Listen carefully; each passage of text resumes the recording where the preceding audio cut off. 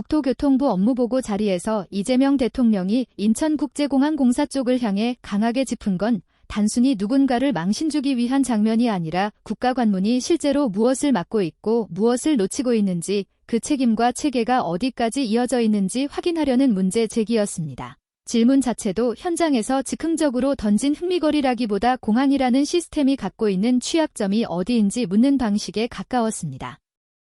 책에 끼운 달러 같은 표현이 불편할 수는 있지만 그 불편함은 질문의 표현 때문이 아니라 그 질문에 제대로 답할 준비가 되어 있지 않았다는 사실에서 더 크게 발생합니다. 공항은 말 그대로 국가의 문이고 그 문에서 벌어지는 불법 반출입은 한 번 뚫리면 뒤늦게 수습하기 어렵습니다. 그래서 공항 운영을 맡은 쪽이 그건 우리 소관이 아니라는 말로만 빠져나갈 수 있는 구조라면 그 자체가 이미 관리의 빈틈이라는 얘기입니다. 이 학제가 이틀 만에 페이스북으로 해명에 나선 것도 그 지점에서 의미가 큽니다. 해명은 크게 두 갈래였죠. 외화 불법 반출은 세관 업무이고 인천공항공사의 검색은 칼, 송곳, 총기류, 라이터, 액체류 같은 위의 품목이 중심이라는 설명. 그리고 이집트 후르가다 공항 입찰 건은 아직 입찰도 안 나왔고 본인도 보고를 못 받았다는 설명입니다. 겉으로 보면 대통령이 묻는 분야가 내 실무와 정확히 겹치지 않는다는 취지인데 문제는 그 문장이 사실이냐 아니냐가 아니라 공항공사 책임자의 언어로는 지나치게 부속 구분에 갇혀 있다는 점입니다. 공항이 안전과 질서, 국제 신뢰를 통째로 떠받치는 인프라인데 책임자 입에서 반복되는 건 소관이 다르다. 보안검색 직원이 아니면 모른다. 보고를 못 받았다 같은 말뿐입니다. 이 말들이 모여 만들어내는 인상은 명확합니다. 공항공사 내부에서조차 핵심 현안이 책임자까지 올라오는 경로가 느슨하거나 올라와도 즉각적으로 응답 가능한 준비가 없다는 인상입니다. 공항을 30년 다닌 직원들도 보안검색 분야가 아니면 모른다고 했는데 그러면 책임자는 그 모르는 영역이 공항 운영에 어떤 위험으로 이어지는지, 누가 어떤 프로토콜로 보완하고 있는지까지 한 문장으로 정리해 내놓았어야 합니다. 책임자가 해야 할 일은 모른다를 설명하는 게 아니라 모르지 않게 만드는 시스템을 설명하는 쪽입니다. 더 큰 문제는 해명이 사실상 현장 질의에 대한 답이 아니라 질의의 정당성을 되받아치는 방어로 들렸다는 점입니다. 대통령이 책에 끼워나가면 적발이 어렵다던데 실제 그러냐는 식으로 묻자 핵심은 간단합니다. 가능하냐 어렵냐 현재 체계로 어느 정도 한계가 있냐 한계가 있다면 어떤 보완이 진행 중이냐가 핵심입니다. 그런데 현장에서는 소관 구분으로 말을 흘렸고 사후 해명에서는 100% 수화물 개장 검색을 하면 공항이 마비될 것이라는 메시지가 굵게 찍혔습니다. 여기서 대중은 자연스럽게 질문합니다. 그럼 지금 체계는 어디가 병목인지, 공항이 마비되지 않으면서 실효성을 높이는 대안은 무엇인지, 세관과 공항공사가 무엇을 함께 바꾸고 있는지 말입니다. 그런데 그 대안이 해명문에서 뚜렷하게 제시되지는 않았습니다. 협의하겠다는 말만 남으면 결국 업무보고 자리에서 이재명 대통령이 짚었던 써준 것만 읽는다. 업무 파악이 안 돼 있는 느낌이라는 인상이 더 강해집니다. 조직을 이끄는 책임자의 언어는 결과적으로 그럴듯한 이유가 아니라 작동하는 설계로 증명되어야 합니다. 이 악재가 온 세상에 책갈피에 달러를 숨기면 검색되지 않는다는 사실이 알려진 것이 걱정이라고 한 대목도 아이러니합니다. 왜냐하면 그 문장은 해명의도와 달리 결국 그 방법이 취약점일 수 있다는 인식을 더 넓게 확산시키는 역할을 합니다. 공항 보안과 단속 체계는 공개될수록 악용될 위험이 있고 그래서 공항공사 책임자의 말은 더 조심스러워야 합니다. 그럼에도 저런 표현을 썼다는 건 위기 커뮤니케이션의 감각이 떨어지거나 아니면 논점을 바꿔버리는 방어 논리에 급히 기대고 있다는 신호로 읽힙니다. 사실 위험은 질문이 공개된 데서만 생기지 않습니다.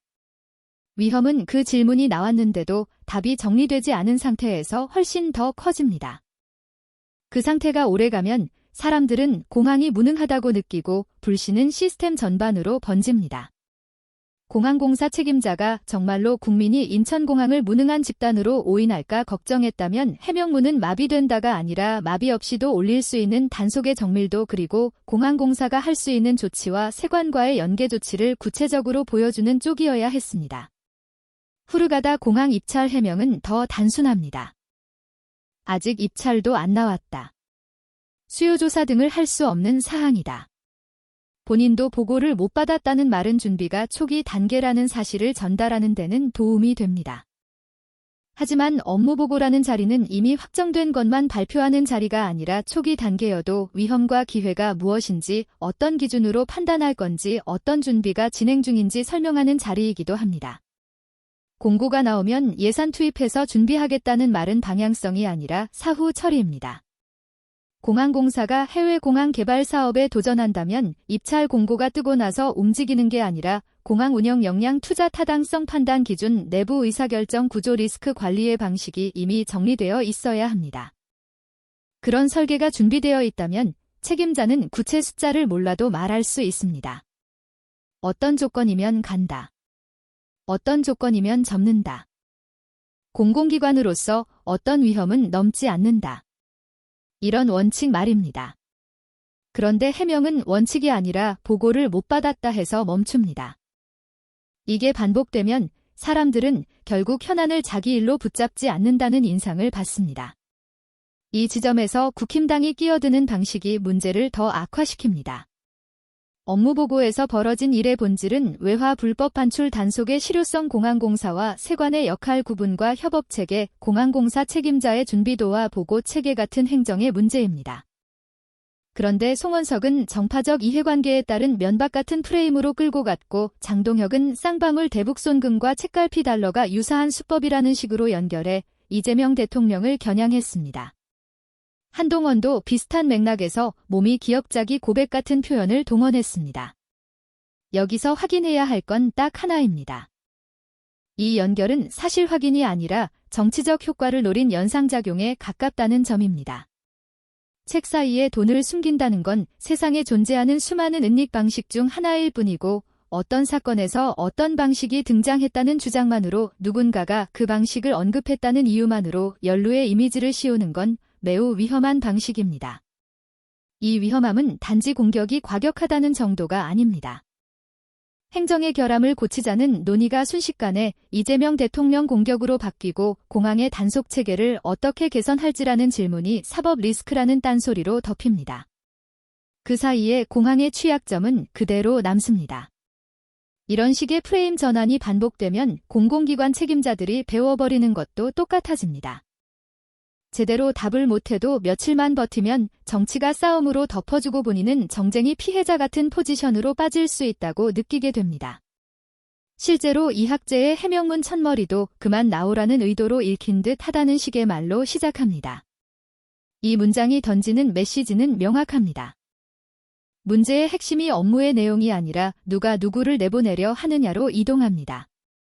그런데 공항 운영에서 그 이동은 치명적입니다. 공항은 정치의 무대가 아니라 운영의 무대입니다. 운영이 무너지면 정치가 아무리 큰 소리쳐도 국민 안전과 국격을 대신 세워주지 못합니다. 정작 이번 논란에서 가장 중요한 질문은 이재명 대통령이 어떤 표현으로 질문했느냐가 아니라 인천공항공사와 세관이 어떤 방식으로 외화 불법 반출을 감지하고 차단하고 있느냐입니다. 불법 외화 반출은 세관 업무라는 문장 자체는 맞을 수 있습니다. 하지만 인천공항공사는 승객 동선 검색 장비 인력 배치 운영 프로토콜을 관리하는 쪽이고, 그 운영의 빈틈이 세관의 단속 능력을 사실상 결정짓기도 합니다. 그러니 책임자가 할 말은 세관 업무다에서 끝나면 안 됩니다. 우리는 위의 품목 중심이지만 위의 품목 검색 과정에서 외화가 발견되면 세관으로 인기하고, 세관과 협업해 위험 징후를 공유하고, 특정 패턴이 늘면 현장 절차를 조정한다 정도로 이어져야 정상입니다. 공항공사 책임자는 책임자의 방식으로 실력을 증명해야 하고, 국힘당은 정치의 방식으로도 최소한의 사실 규칙을 지켜야 합니다. 둘 다 하지 않으면 공항은 계속 위험해지고 정치의 언어는 계속 더러워집니다. 그 악순환을 끊어야 합니다. 끊는 방법은 단순합니다. 책임자는 설계를 내놓고 정치인은 사실을 내놓아야 합니다. 지금처럼 방어와 선동만 남으면 결국 누구도 국가를 위한 말을 하지 않게 됩니다. 그때부터는 공항도 정치도 국민도 모두 손해를 봅니다. 영상 마치겠습니다. 여러분의 구독과 좋아요는 영상 제작에 큰 힘이 됩니다. 정치박사가 여러분과 끝까지 함께 하겠습니다. 감사합니다.